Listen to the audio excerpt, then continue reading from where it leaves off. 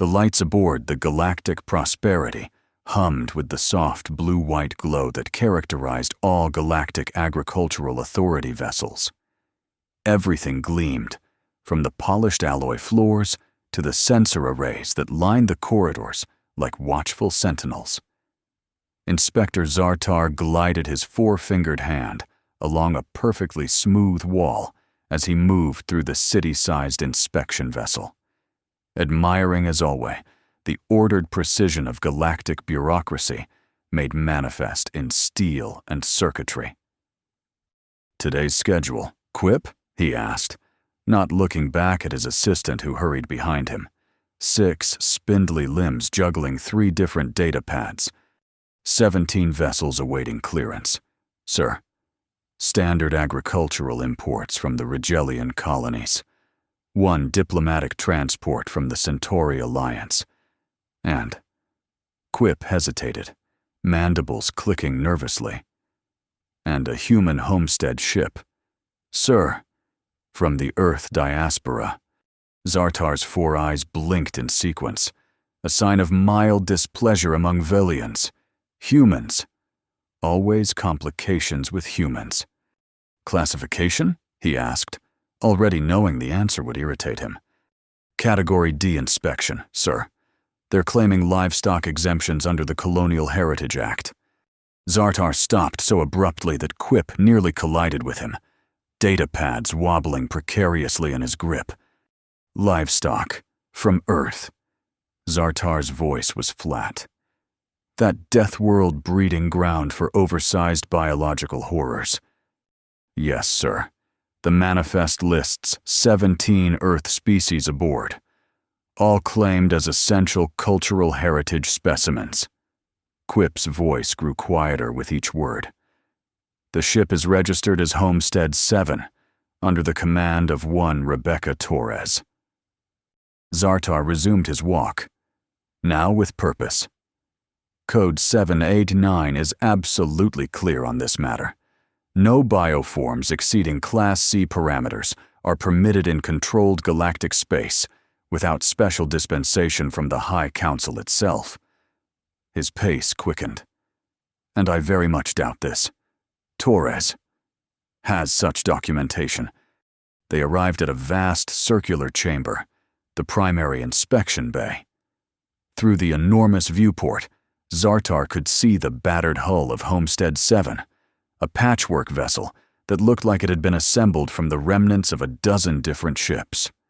Unlike the gleaming perfection of the Galactic Prosperity, the human vessel bore the marks of countless repairs, improvised modifications, and the general wear of a ship that actually traveled instead of merely enforcing regulations.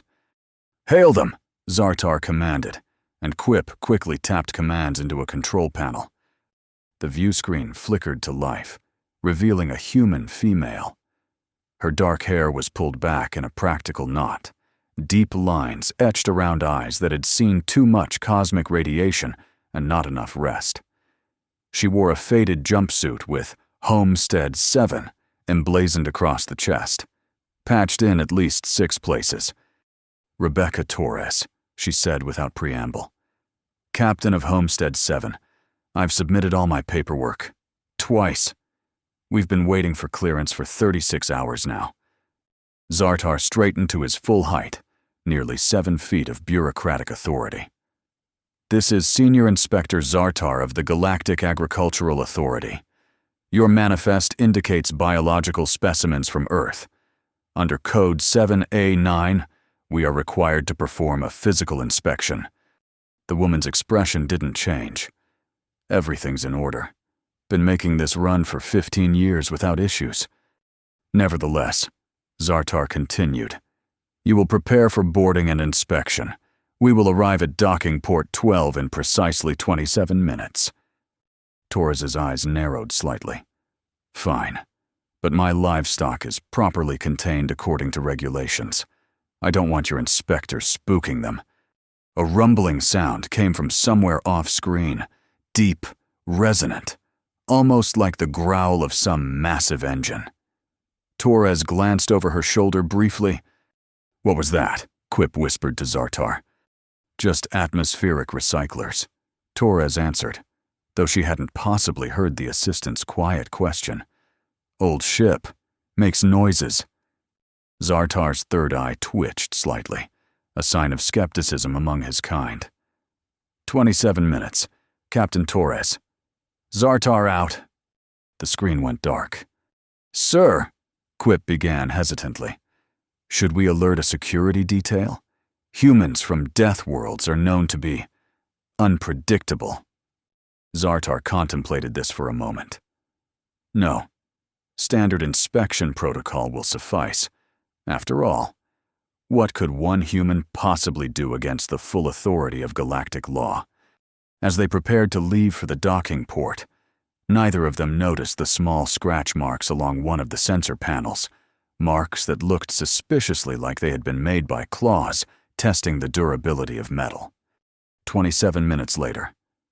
Precisely as promised. Zartar and Quip stood at docking port 12 as the airlock cycled open. Captain Torres waited on the other side, arms crossed over her chest, expression unchanged from their earlier communication. Inspector, she nodded curtly. Let's get this over with. Up close, Zartar noticed details about the human that weren't apparent on the view screen. She was shorter than he expected, but there was a density to her frame that suggested the higher gravity of her homeworld. Her skin was weathered by solar winds from a dozen different star systems, and her eyes, a deep brown that almost matched her hair, missed nothing. This way, she said, turning without waiting to see if they followed. The interior of Homestead 7 was a stark contrast to the galactic prosperity, where the inspection vessel was all clean lines and sterile efficiency. The Homestead ship was a labyrinth of corridors that had clearly been repurposed multiple times. Cables ran along ceilings where they shouldn't be. Patches of different colored metal marked emergency repairs, and the air itself carried a mixture of scents unfamiliar to Zartar's sensitive olfactory organs. Your manifest lists 17 distinct Earth species, Zartar said, reading from his data pad as they walked. That seems excessive for one small operation. Torres didn't look back. Each has its purpose. Chickens for eggs, goats for milk, bees for pollination. It's a closed ecosystem. Remove one piece, and the whole thing falls apart. And what purpose does, Zartar checked his manifest, Big Jim serve? For the first time, Torres's stride faltered, just for a moment. Protection. Against what, precisely? Zartar pressed.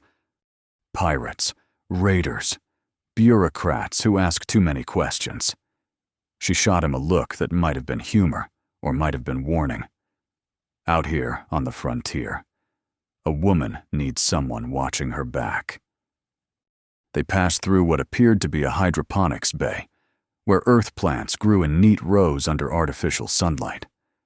Zartar noted with approval that at least this aspect of the operation appeared to be up to code. Quip was scanning everything with handheld devices, data streaming into the central database of the galactic prosperity. Your agricultural specimens appear satisfactory, Zartar admitted grudgingly. Now, I'll need to inspect the livestock. Torres led them deeper into the ship, through a series of airlocks that struck Zartar as excessive for mere farm animals. Each door was heavier than the last, until they arrived at what looked more like a vault than a barn. Most of them are in the main bay, Torres explained, punching a complex code into a panel beside a door, marked with warning symbols in multiple languages. Standard Earth stock, nothing special. And Big Jim? Quip asked, antennae quivering slightly. Torres paused, her finger hovering over the final key. Jim's different. He doesn't like strangers. All specimens must be inspected, Zartar insisted. Code 7A9 is quite specific. Your funeral, Torres muttered, pressing the final key. The vault door slid open with a hiss of equalizing pressure.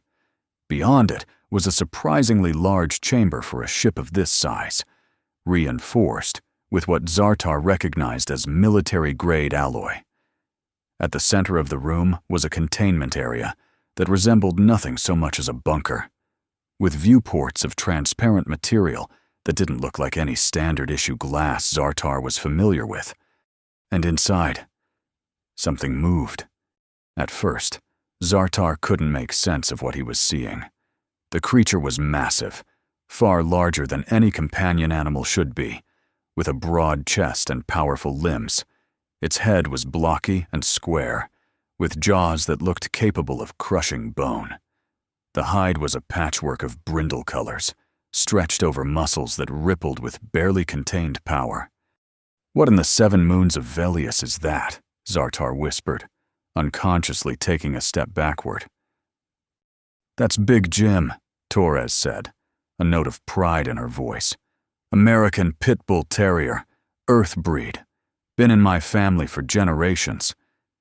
The creature, Big Jim, turned its massive head toward them, ears perking up at the sound of Torres's voice. A rumbling sound emerged from its chest, the same sound they had heard during their communication. Quip's scanner began to wail, lights flashing red across its display. "Sir," Quip said, voice rising in pitch, "according to these readings, this specimen exceeds Class C parameters by a factor of 12. "Impossible," Zartar said, though the evidence was right before his 4 eyes. "No companion animal could possibly—" "Jim's not just a companion," Torres interrupted.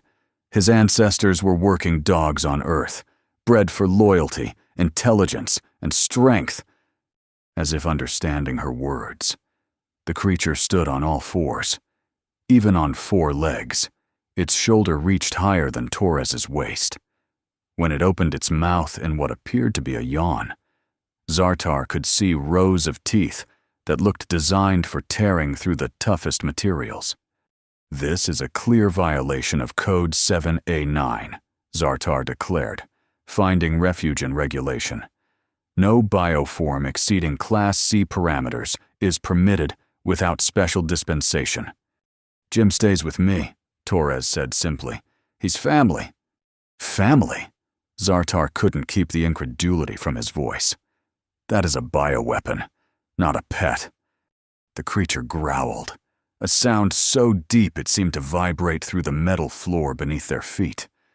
"He doesn't like being called names," Torres said mildly. "And he's not a bioweapon. He's a dog. A big dog. Granted.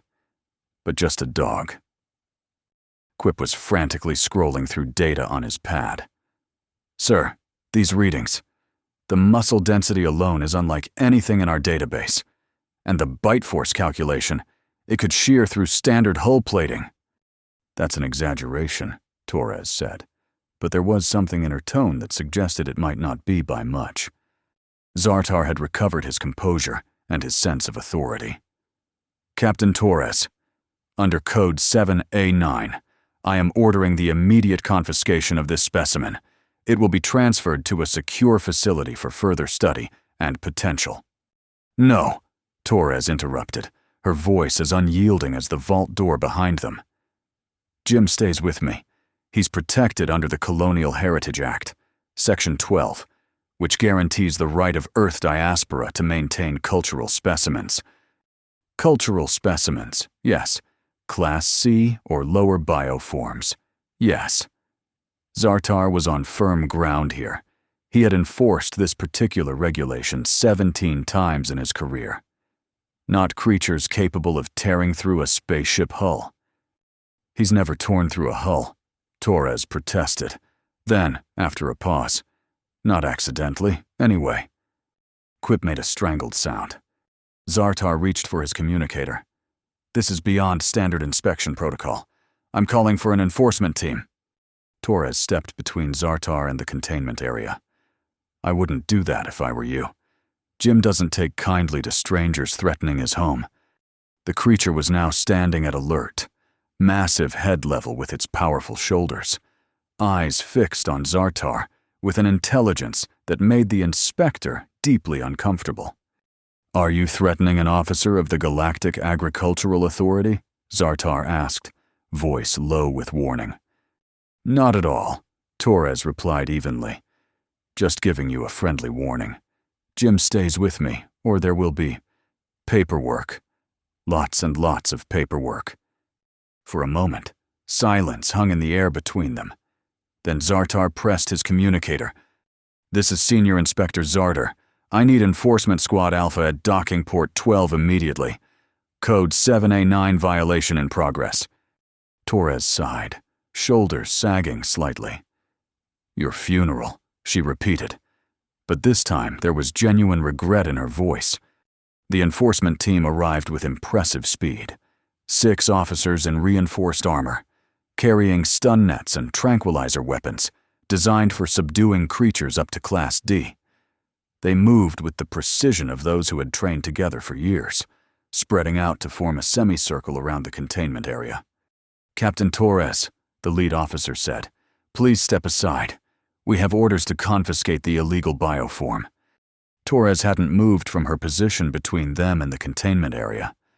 "You're making a mistake, a really big mistake. Mom, move aside or we will be forced to restrain you as well." For a long moment, Torres didn't move. Then, with deliberate slowness, she stepped to one side. "Your choice," she said quietly. "But remember, I warned you." The lead officer nodded to one of his team, who approached the containment controls. "Standard extraction protocol," he instructed. "Level 3 tranquilizers ready." Inside the containment area, Big Jim had gone very still, watching the proceedings with an unnerving focus. His muscles bunched beneath his brindle coat, like a storm gathering.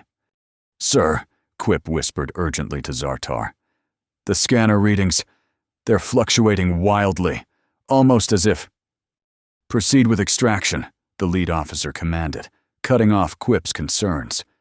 The team member at the controls entered a sequence, and with a hiss, the containment field began to lower.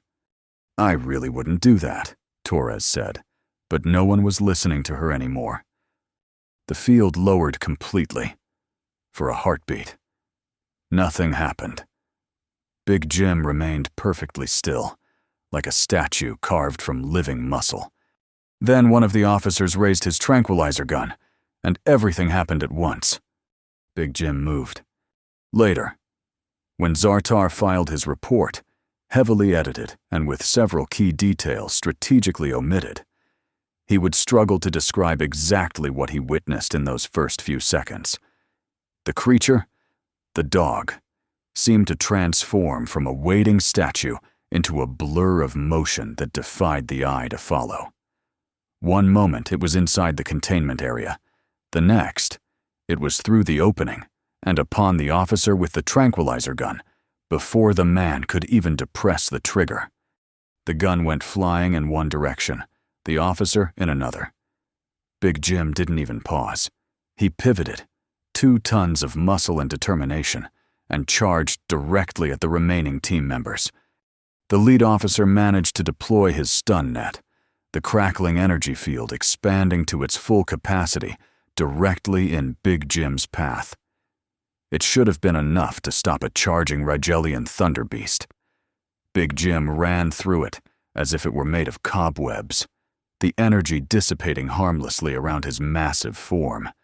"Full containment protocols!" the lead officer shouted, voice rising in pitch as Big Jim closed the distance between them with horrifying speed.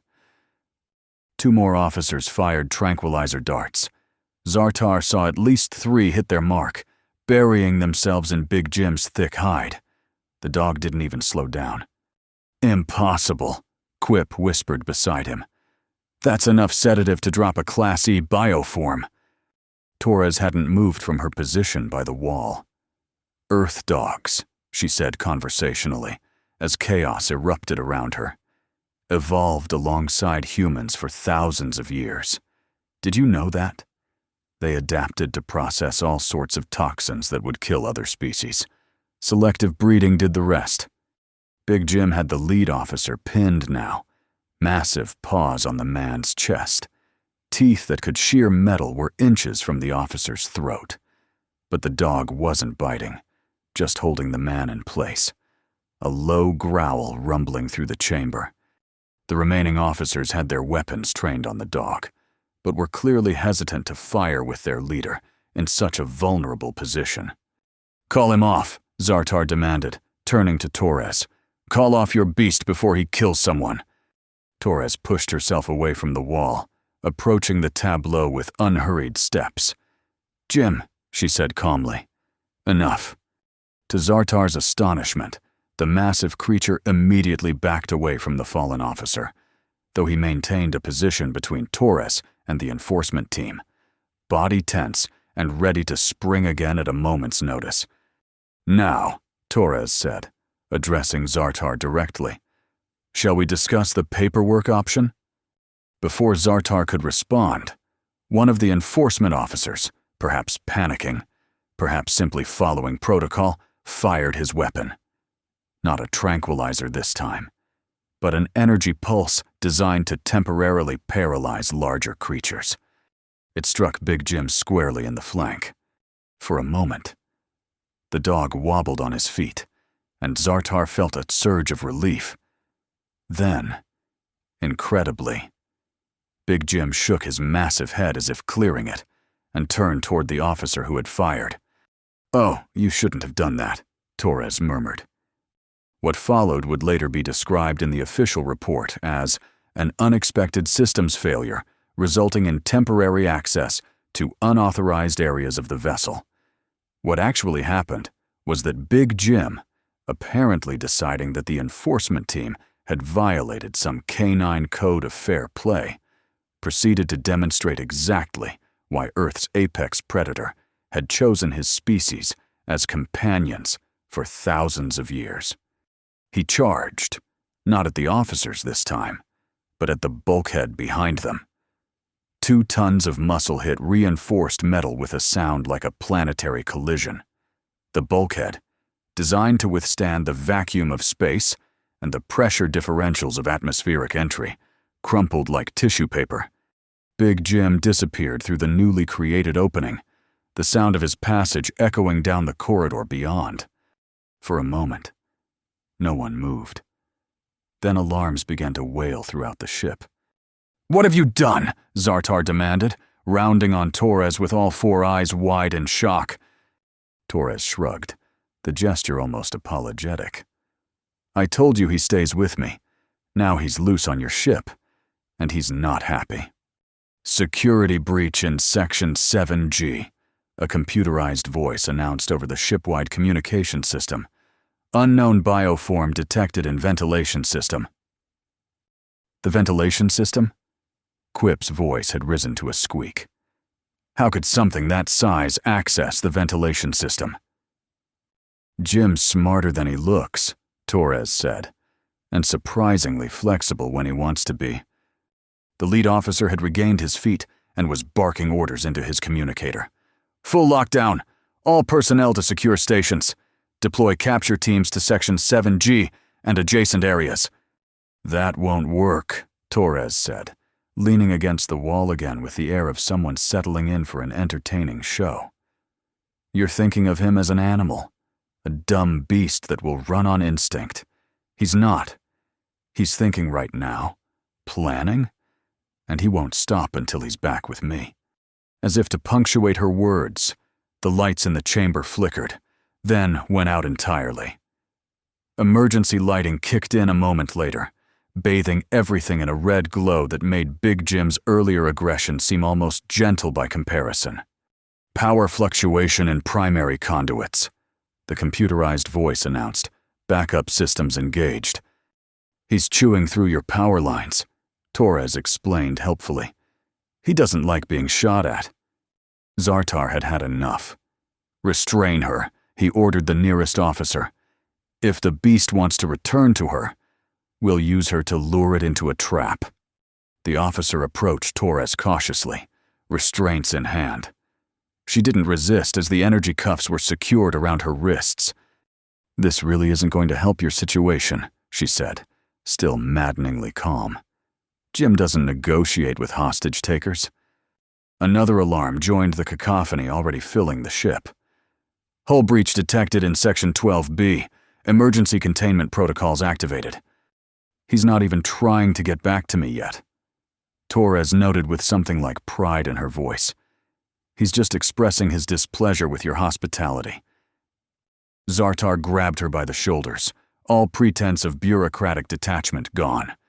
Call it off. Call off your monster before it destroys the entire ship.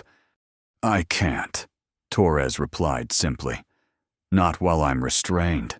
Not while your men have weapons pointed at me. And certainly not while you're still planning to confiscate him. Jim can smell fear. Inspector. And right now, this ship reeks of it. As if to prove her point, a series of crashes echoed from somewhere deep within the galactic prosperity, followed by the distinct sound of screaming. Squad Beta reports contact with the target, one of the officers reported, hand pressed to his earpiece. 3 men down. Target is no longer in sight. What do you mean, no longer in sight? The lead officer demanded. How does a 2-ton canine disappear? He's in the maintenance tunnels, Torres supplied. Your ship's designers thoughtfully included access points large enough for repair drones. Jim's using them to move around undetected. A new voice crackled over the communication system, older, with the unmistakable tone of high command. This is Admiral Keth. All personnel are ordered to converge on Sector 4. The intruder has breached command-level security. Repeat. All personnel to Sector 4. Zartar's blood ran cold. Sector 4 was just 2 levels below the bridge itself. He's working his way up, Torres said, confirming Zartar's fears. Smart boy. The lead officer was already moving toward the exit, gesturing for his team to follow. Bring her, he ordered, indicating Torres. If this thing is heading for the bridge, we need her there to control it. They moved through the corridors of the galactic prosperity as quickly as safety would allow, but the ship had become a labyrinth of darkness and danger. Emergency bulkheads had sealed automatically in response to the hull breach, forcing them to take circuitous routes. Twice they had to backtrack entirely when they found passages blocked by twisted metal, evidence of Big Jim's passage. How is this possible? Quip asked, as they waited for a sealed bulkhead to cycle open. No Earth canine could possibly do this level of damage. It defies all biological parameters. You're thinking of old Earth dogs, Torres replied. Jim's ancestors were bred on New Texas during the second diaspora wave. Higher gravity, denser atmosphere, more aggressive indigenous predators. Natural selection took care of the rest. You're saying this creature evolved this way? Zartar couldn't keep the disbelief from his voice. Torres smiled, a tight expression that didn't reach her eyes. I'm saying humans helped it along. We've been shaping dog breeds to suit our needs for millennia. Big Jim is just the latest model. The bulkhead finally opened, revealing a corridor that looked like it had been hit by a localized hurricane. Panels had been torn from walls, exposing circuitry that sparked and sputtered.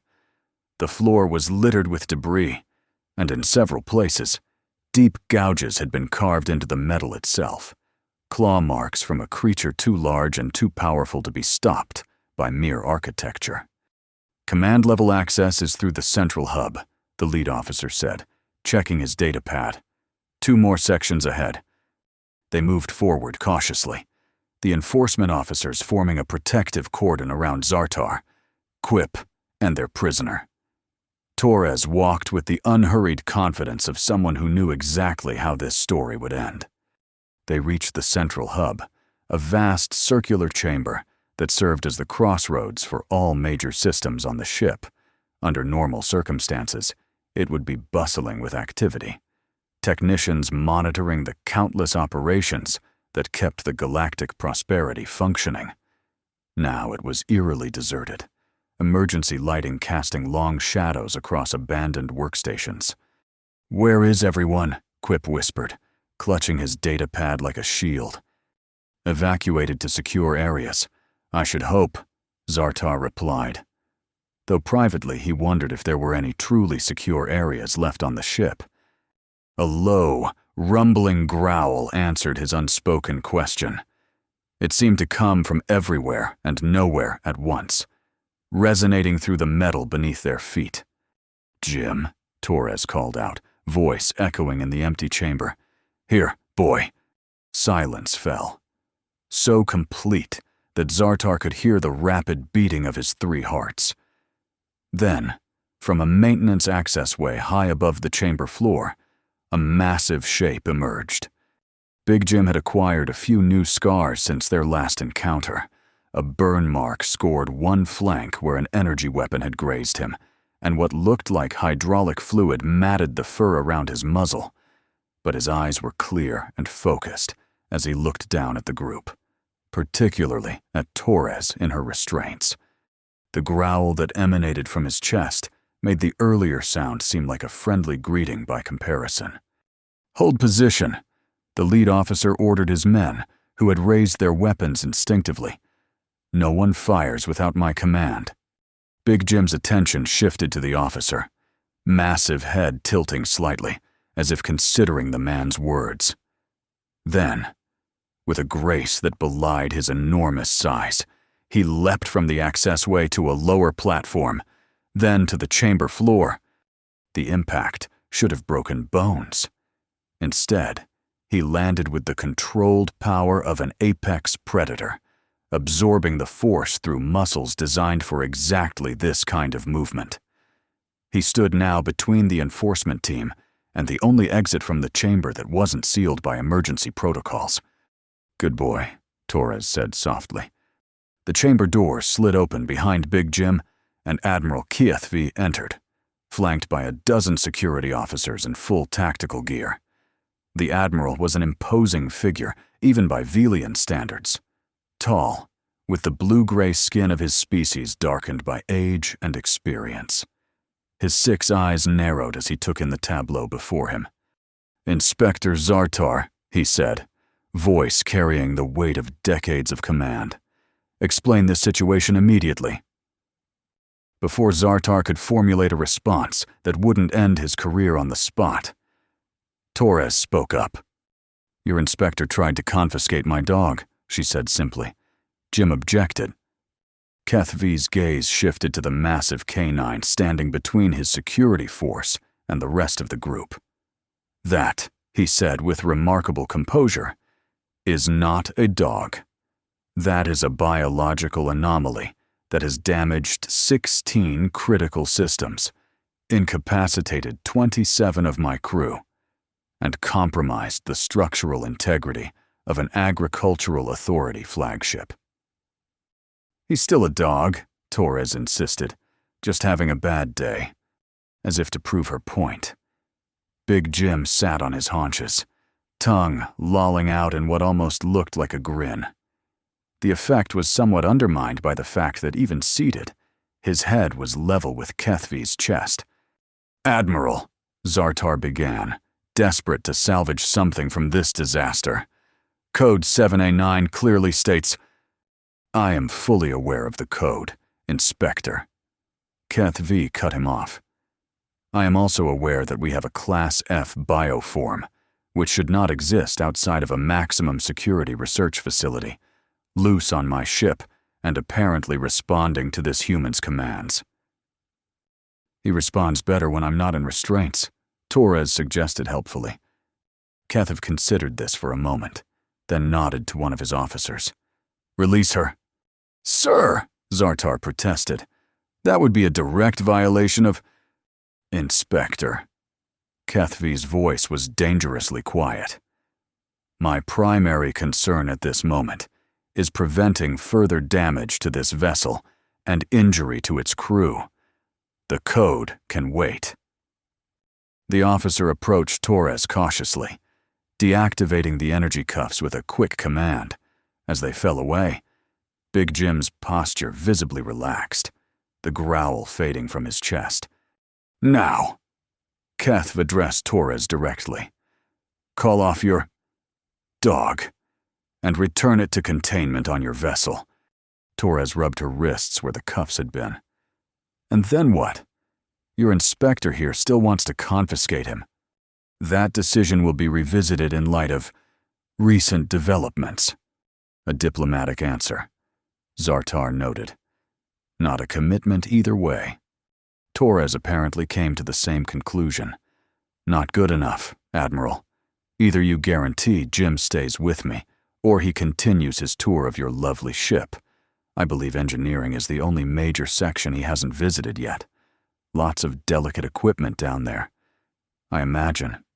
It was the most blatant threat Zartar had ever heard, made all the more impressive by the fact that Torres delivered it with the casual air of someone commenting on the weather.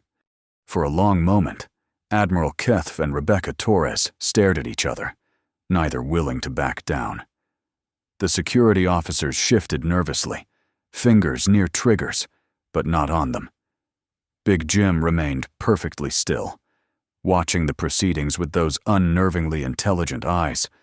Finally, Keth V spoke. The Galactic Agricultural Authority recognizes your claim under the Colonial Heritage Act. Your specimen may remain in your custody, provided it is properly secured during all future inspections. And we receive immediate clearance to continue our journey. Torres added. Granted, Ketov said without hesitation. Now remove this creature from my ship. Torres smiled, the first genuine smile Zartar had seen from her, and turned to Big Jim. Come on, boy. Time to go home. The massive dog rose to his feet, stretching like a common house pet after a nap, then padded over to Torres's side. Up close, the contrast was almost comical. The small human woman and the enormous animal that could have torn her apart with a casual swipe of one paw. Instead, Big Jim leaned gently against her leg, and Torres scratched behind his ears, as if he were no more dangerous than a Rigelian lap ferret. This way, she said, and without waiting for an escort, headed toward the exit. The security officers parted before them like water around a stone. Big Jim followed Torres with the confidence of one who knows exactly where he belongs, pausing only once to look back at Zartar with what the inspector could have sworn was a smug expression. Then they were gone, leaving behind a chamber filled with the stunned silence of bureaucracy, confronted with a force beyond its control. Inspector, Admiral Keth V said after a long moment. You will prepare a full report on this incident, detailing every aspect of your interaction with Captain Torres and her livestock. Yes, Admiral, Zartar replied, already dreading the task. How could he possibly explain what had happened without sounding completely incompetent? You will omit, Keth V continued, any details that might encourage other inspectors to attempt similar confiscations in the future. The official record will show that an unexpected systems failure resulted in temporary access to unauthorized areas of the vessel. Zartar blinked in surprise. Sir? Keth V's 6 eyes regarded him steadily. There are some battles, Inspector, that not even the Galactic Agricultural Authority can win. This, I believe, is one of them. As if to punctuate his words, a final alarm sounded. This one, the all-clear signal indicating that Homestead 7 had disengaged from the docking port and was departing the Galactic Prosperity's jurisdiction. Yes, Admiral, Zartar said quietly. Later. As Quip helped him organize the official documentation, carefully sanitized as per Keth V's instructions, Zartar found himself staring at the scanner readings they had taken of Big Jim. The numbers still didn't make sense. Muscle density, bone structure, neural patterns. None of it conformed to any known biological model. Sir? Quip's voice broke into his thoughts. The damage reports are ready for your review. Zartar nodded absently, still staring at the readings. Quip, what do you make of these neural patterns? Quip leaned over to examine the data. They're unusual, sir. Almost as if... As if what? As if the creature was engineered rather than bred, Quip said hesitantly. These patterns here, he pointed to a section of the display. They're too symmetrical, too perfect for natural evolution. Zartar felt a chill run through him. Are you suggesting that Torres's dog was artificially created? I'm suggesting, sir, that perhaps there was more truth to her explanation than we realized. Humans have been shaping dog breeds for thousands of years. Perhaps, on the colony worlds, they simply took that process to its logical conclusion. Zartar considered this. It would explain much. The creature's impossible strength, its apparent immunity to tranquilizers, its almost tactical approach to causing maximum disruption with minimum casualties. Not a mindless beast at all, but a created guardian. I'm also curious, sir, Quip continued, about the other 16 species aboard Homestead 7. We never did complete our inspection. What about them? Well, sir, if one Earth species could be modified to this extent, the implication hung in the air between them. Zartar closed the file with a decisive gesture. That, Assistant Quip, is a question for another inspection team, preferably one assigned to a different sector of space entirely. 3 days later. The Galactic Prosperity was still undergoing repairs. Zartar stood on the observation deck, watching as maintenance drones worked to replace the hull plating that had been breached during what the official reports now called the incident. The communication panel beside him chimed, indicating an incoming transmission. He activated it absently, expecting another update from the repair teams. Instead, he found himself looking at Rebecca Torres.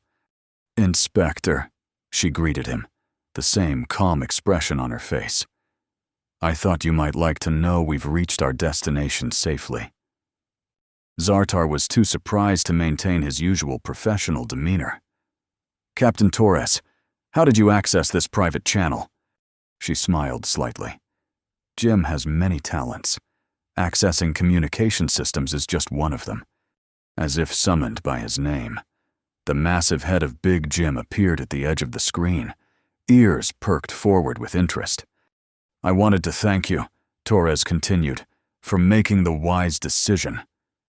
"I'm not sure Admiral Keth had much choice in the matter," Zartar replied dryly. "There's always a choice. Inspector, you could have continued to insist on following the code to the letter. Many bureaucrats would have. At the cost of how many more lives and how much more damage to the ship?" Torres shrugged. "Jim is careful. He wasn't trying to hurt anyone, just make a point. A point that has been noted. I assure you." Zartar couldn't quite keep the bitterness from his voice. "The Galactic Agricultural Authority will be reviewing Code 7A9 in light of recent experiences." "Good." Torres seemed genuinely pleased. "That's all we ever wanted. You know, recognition that some rules need to be flexible when it comes to living beings." Zartar was about to respond when something caught his eye. Another figure entering the frame behind Torres. It was a familiar blue-gray form with multiple limbs. Assistant Quip? Zartar couldn't believe what he was seeing. "What are you doing aboard Homestead 7? Quip, looking somewhat embarrassed but also strangely content, moved to stand beside Torres. "I've requested a temporary reassignment.